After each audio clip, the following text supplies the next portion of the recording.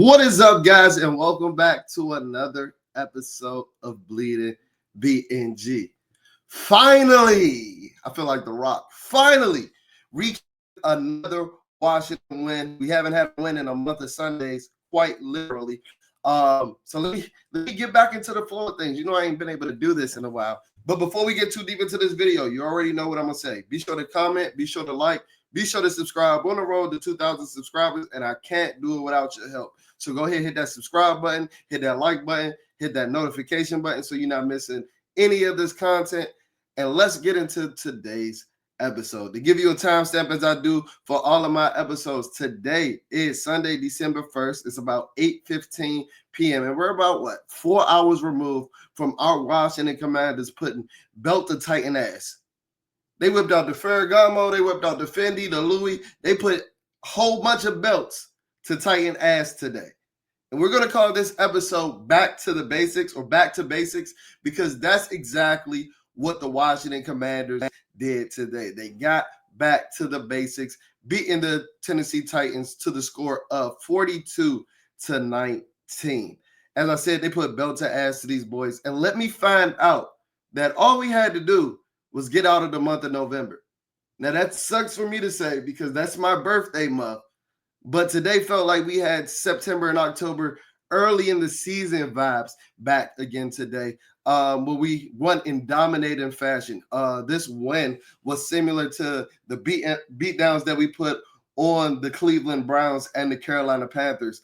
A lot of the showings that we had pre-rib injury for Jayden Daniels. We got back to that today. Kliff Kingsbury definitely read the tweets. He definitely heard the interviews, the radio spots. He heard everything. And I'm gonna get into Kliff later. No Diddy.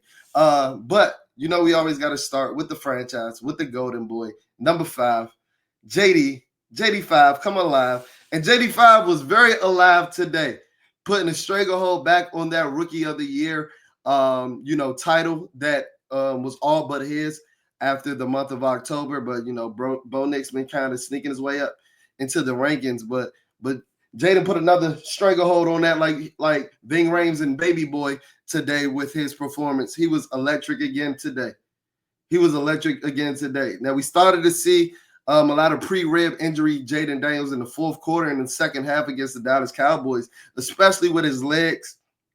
Well, he had everything going today. And it was the player that I knew to come to love, the player that had me captivated and had me in his Instagram comments telling him that he changed my life in September and October. 5 was back to being that guy today. And the biggest positive about that is JD5 is going to be the story of today just because he's that magnitude of a player. But he had a day today in a game in which we almost ran for 300 yards. He had a day today in a game in which we almost ran for 300 yards, running the ball straight down the Titans' throat. No Diddy. Nah, all the Diddy. Because that's exactly what we did. All week I was hearing, they got this number 2 defense. They got Jeffrey Simmons. Deron Payne is just what Jeffrey Simmons wishes to be. Tavondre Sweat is built like a minivan. Well, where the fuck were they today? When Brian Robinson was slutting them out, taking them behind the woodshed in the first half? And then Chris Rodriguez picked up where he left off, like, don't mind where I do. But I'm going to touch on that running game in a second. We got to stick with the golden boy. I'm sorry. I'm getting a little carried away. I told you I ain't been able to recap a win in a month.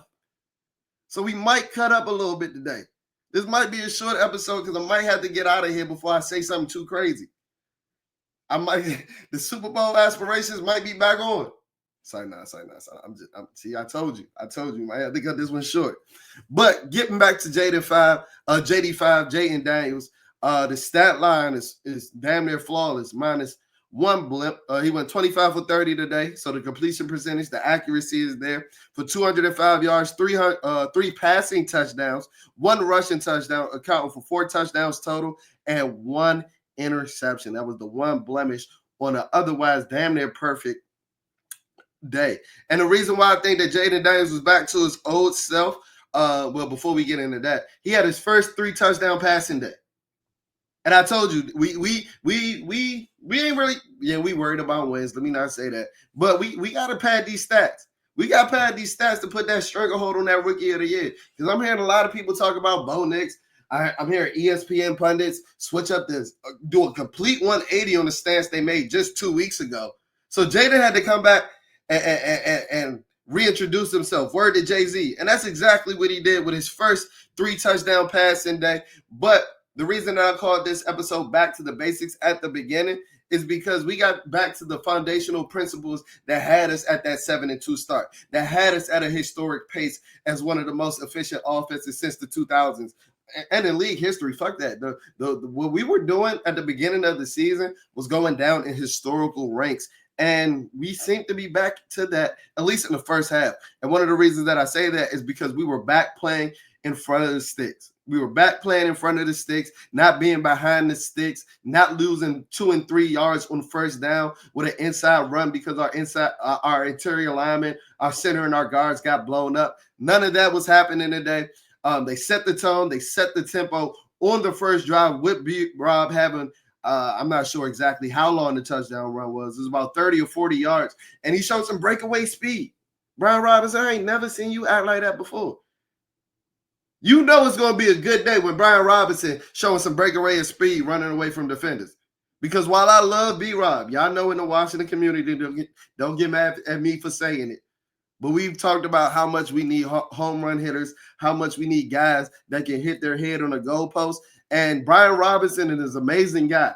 And I'm here to say that he's an amazing player. Scratch a guy, even though he's an amazing guy as well. And I'm here to say that the offense is not the same without a 100% Brian Robinson Jr. But one thing that he's not known for is his breakaway speed. Well, guess what? Shitting me today. You could have been shitting me today. You could have fooled me today. You could have fooled me today. And that's what let me know, like, oh, yeah, we're back. We're back.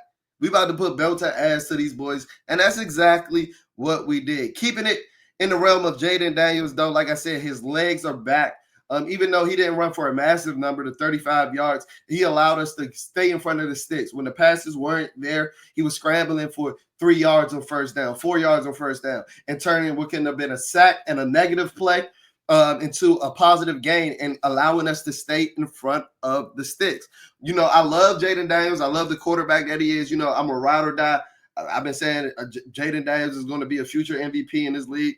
And, you know, and while that is the case, he's not the quarterback that I wanted to sit back and drop back 45 times and tell him to go win me a ball game with his arm. And that's what it seemed like Kliff was telling him to do in the last couple of games. But no, we got back to the basics, like the theme of today's episode, using what his mother gave him, using what God gave him, that 4.3, 4.4 speed, using them legs, getting in front of the sticks, and doing what he needs to do to keep the chains moving, to keep the offense functioning, as we have come so accustomed to seeing, especially early in the year, in the months of September, in the months of October. Because guess what? Even though we were playing that type of football in September and October, that's the type of football that's going to win you games in December and January. And we're hoping to be a playoff team, and we firmly put an even tighter, grasp on our playoff hopes or our playoff positioning after our dominating win today. But the football that we were playing early in the season is the type of football that you need to be playing late in the season to win these type of cold weather games. Speaking of that, cold weather, my ass. Can we stop talking about the cold weather now? Because your boy was boots on the ground at Northwest Stadium like we are for every Commanders home game. And I'm telling you right now, I was freezing my fucking balls off in that joint. So it was cold as hell today. And that was the big facade. That was everybody making a big ado about that before the game. Jayden getting 1,000 questions about him playing in cold weather that you could tell he was very annoyed by. Can we put those talks in the rear view now? Because Jayden Daniels laughed in the face of that cold weather today. Because it was fucking cold. Trust me, my fingertips just got back to this regular color. Them bitches was brick red.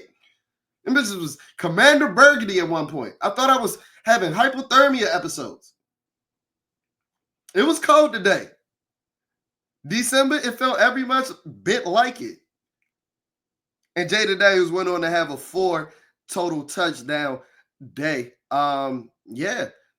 Cold weather, my ass. Yeah, everybody talked about the Cali boy. This is the coldest game that he's ever going to play in. Well, guess what? If I'm going to get these type of performances, excuse me, I told you I'm a little excited. If I'm going to get these type of performances, keep giving me this.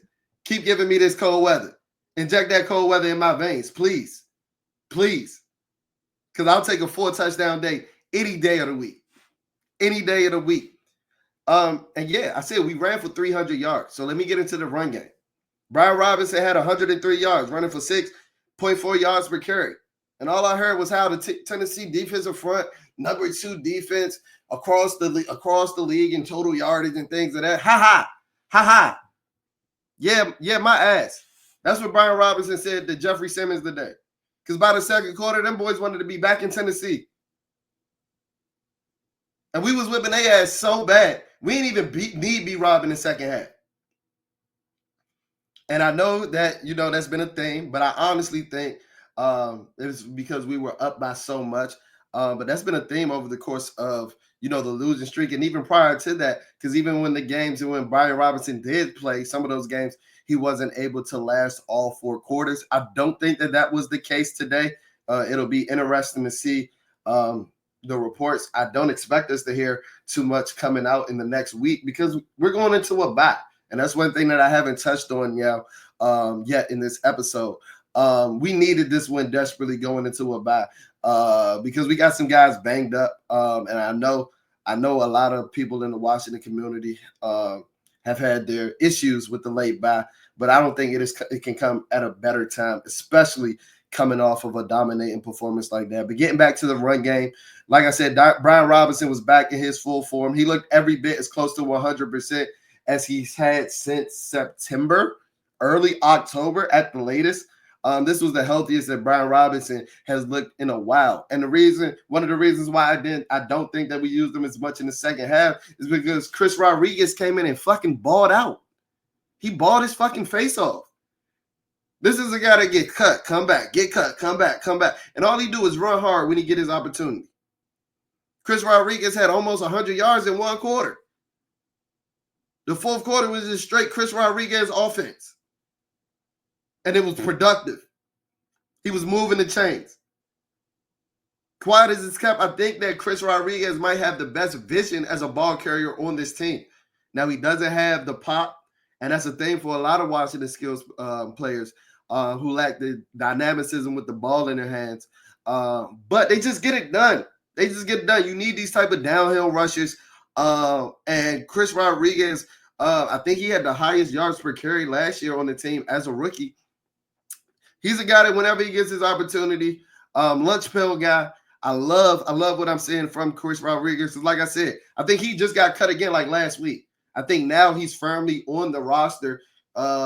This is a guy that had to give up his fucking jersey number after one of his best games of his career, right? So that shows you his standing on the roster. But whenever his number is called, all he does is produce. And that's all I can ask for from a guy like Chris Rodriguez. Quiet as it's kept, he might be one of Ron Rivera's best draft picks. Yeah, that tells you how low the bar is for Ron Rivera draft picks. But yeah, as I mentioned before, the offense is completely different when you're able to run the ball, when you have a healthy Brian Robinson. But I don't even think we needed Brian Robinson today with the way that Chris Rodriguez was running the ball. Yeah, it's amazing to have him. But I think that with I told you, the Tennessee Titans, they wanted to be home after the second quarter. I think that I could have ran for damn near 60 yards against them boys today. But nothing to take away from the run game nonetheless. It was spectacular today. And I'll give you another reason why after I get to these pass catchers. Because going into the pass catchers, Terry McLaurin continues to prove that he's a grown-ass man, continues to prove that he's a top 10 receiver in this league. Top 10 Terry. Because even like last week, even when, Terry was getting shut out, I'm not necessarily shut out, but before the 86-yard game, he had 4 catches for 16 yards, I believe. So he wasn't having a prolific game at all. Even last week, though, in different from years in the past where he had games of those likings, especially against the Dallas Cowboys, he still found a way to get into the paint. And that showed me that, he's an elite. He's just going to get it done by any which way. And that's what I mean by Terry taking the next step as a player. Yeah, he finally has a quarterback, and we know the abyss of the Washington quarterbacks, the purgatory that the Washington quarterback position has been over the years. We ain't even got to talk about that. But Terry has taken a step as a player as well, because he's a dominant X. Kliff got him off of that left side today. But you see, I haven't really harped on that issue as much as other people in the community and other pundits. Yeah, it's a minor issue, but I think that Terry's been so dominant against his matchup in recent weeks and throughout this season that it doesn't even matter where he lines up. You just got to get him the ball. Yeah, it can kind of dictate coverages and things of that nature, but Terry is winning any which way. He beating you deep. The death taxes in Terry McLaurin on a fucking slant route. Like, goddamn. That has like a 100% conversion rate at this point. Getting another 2 touchdowns a day, resulting in or accumulating in 9 on the season, making me look like a genius for drafting him in my fantasy team. Got that Jayden and Terry stat. I told you should have did that if you were a Washington Commander fan. If you was listening to us in August, you would have had that Jayden and Terry stat. You probably would have won your fantasy matchup today. But Terry McLaurin is continuing to be a dominant X receiver, a top 10 receiver in the league.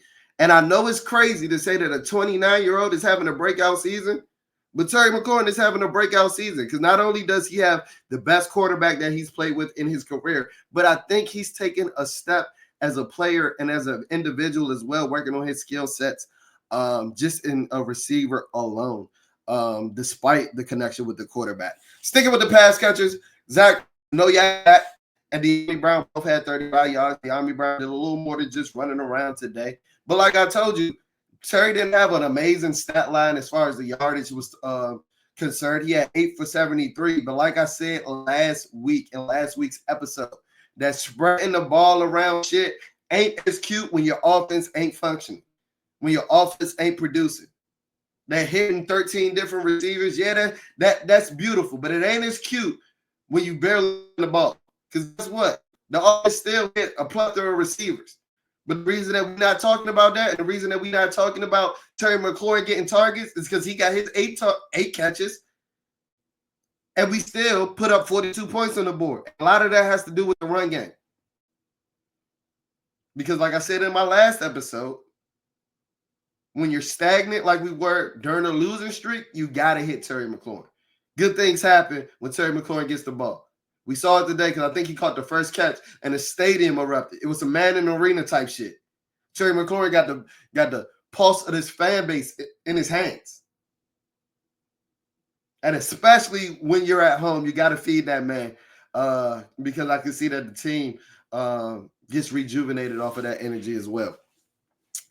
Close out with the offense. This game was won in the trenches. Like a lot of the games early in the season, like most NFL games are, like if not all NFL games are. This game was won in the trenches. The offensive line played its best game that it had in a while. And like I said earlier in the episode, all I heard about was Jeffrey Simmons, T'Vondre Sweat, Harold Landry, and this vaunted Tennessee. Like they wasn't 3-8.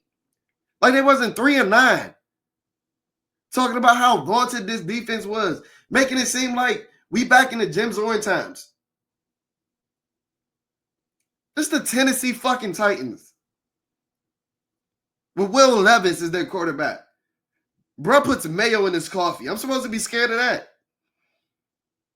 My old line, Sam Cosmi, Tyler Biadasz, Nick Allegretti, we supposed to be scared of that. Jeffrey Simmons was out there getting bullied today. Sam Cosmi was bullying that boy. And I'm tired of hearing how he's the best defensive tackle in the league. I saw what Jalen Carter did to Sam Cosmi. Jeffrey Simmons ain't do nothing near lick of that shit. Not an ounce of what Jalen Carter did against this defensive line. But Kliff Kingsbury, like I said, he read the tweets. Got back to the exotic smash mouth football, giving you exotic looks with the formations, but still ultimately running the ball downhill. Good things happen when you run the ball. One thing I did notice, and one adjustment I do think that Kliff made, is that he got away from all of the bunch formations that we saw over the course of the last couple of weeks. He spread the offense out a little bit. And I think that it not only helped the run game, but it helped the pass game as well. Opened up some vision lanes for Jayden Daniels. Opened up some passing lanes for Jayden Daniels as well. Because when you're in those tight bunch formations, Jayden can break containment from the D line, but you got a blitzing corner or a corner that's checking a receiver that's running a 3-yard zig route that's right there to make the tackle once Jayden breaks that contain. So I do think that's one adjustment that Kliff made for all the Kliff Kingsbury haters out there. Getting to the defense, man, the defense is what the defense should be. The defense doesn't have a heck of a lot of name brand players, a lot of superstar players, but the defense came out guns a-blazing, and they held up and they played complementary football with the offense today. Because guess what? One thing that the defense was doing over the course of the 3-game losing streak, they were causing turnovers. They were creating turnovers, but the offense wasn't capitalizing on those drives with points. But that changed today. We got Mikey Sanders still forcing a fumble. Mikey Sanders is a goddamn dog. He's a goddamn dog. He's forcing a fumble, recovering his own fumble. Frankie Louvu is a fucking menace. We got to start the campaign for All-Pro Oos. Because I don't know better. What defensive chess piece? Because I don't know what position to call Frankie Louvu. Sometimes he's lining up at the edge. Sometimes he's lining up as an off-ball linebacker. I don't know a more versatile defender in the NFL right now than Frankie Louvu. He had a sack today. And looking at the box score, I don't know how the hell it says that he only had 3 tackles. Because he looked like the Tasmanian devil out that bitch today. In pursuit, batting balls down. If Frankie Louvu ain't an all-pro, I don't know what an all-pro is. As simple as that. As simple as that. He's clearly the best player on this defense. Mikey Sanders still, as I mentioned before, he's a goddamn dog. He got beat in coverage a little bit today. Got beat for a touchdown. And if you're a real Bleeding BNG Day One subscriber and supporter, you know you come to us for the most raw, uncut, and unfiltered analysis on your Washington Commanders. And I've mentioned before that I think while Mikey Sanders still is a dog, and you see me hype him up over the last minute, I do think that he has some physical limitations. I think that was apparent on the touchdown to Nkile Westbrook, whatever that nigga name is. Well, I think that Mikey lacks some long speed. That's why I think that he might ultimately be better in the slot. But he's just an instinctual player that is not scared to stick his nose in there despite his size. Emmanuel Forbes, you heard that. But yeah, like we got some players on this defense, while they might not be known to the NFL casual fan. Like Jeremy Chin is a goddamn stud. He was making plays again today, laying lumber. Quan Martin out there laying lumber. Our defense was balling so hard today. We gave Benjamin St. Juste the confidence to start talking shit like he was him. I don't know what the hell got into him today. He must have had amnesia from the last month. Or he must really have like that short-term memory that they say that a DB or a cornerback must have in the NFL because you're going to get beat. That's the epitome of that because Benjamin St. Juste was out there bitch talking like he was him. Like he ain't been getting cooked for a month of Sundays. Deron Payne made a play today. You know, you can't ask for too much out of Deron Payne from the Washington football community, even though he's making $20 million. I got people highlighting how he had a pressure of special teams last week. He made a play today on a swing pass to Tony Pollard. Good play in the open field. Didn't hear his name called too much after that. But we held the run game in check. Will Levis is ass. So I was expecting us to hold him in check, which we did, even though we let him get off for 2 passing touchdowns. And I think we let him break containment a couple of times.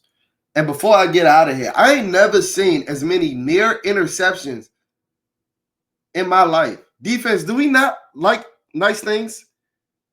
Do we not like nice things? Tips and overthrows, we got to get those, defense. Because that's how you go from a good defense, like you've been playing in the last couple of months, to an elite defense. Yeah, them fumble recoveries are cool. But I need interceptions and pick sixes. Some real change in the field position type plays. But I ain't going to complain too much. I'm going to go into this bye with my feet kicked up because I'm celebrating a win. And just because we're going on a bye don't mean that the content stop.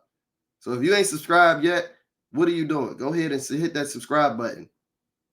And as always, if you're not listening to us or if you're not following us on social media, again, what are you doing?